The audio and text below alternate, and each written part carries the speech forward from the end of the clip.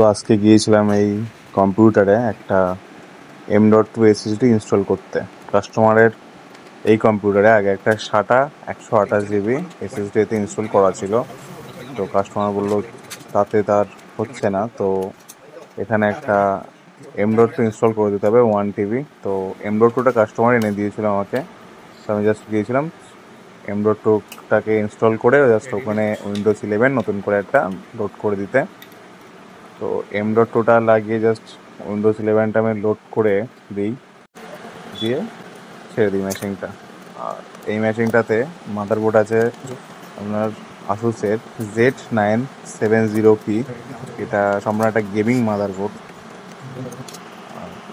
এই ইনস্টলেশনের ভিডিওটা পুরো দেখার জন্য আমার ইউটিউব চ্যানেলে এই ভিডিওটা পুরোপুরি দেওয়া আছে, তো সেখানে গিয়ে ভিডিওটা পুরোপুরি দেখতে পারো।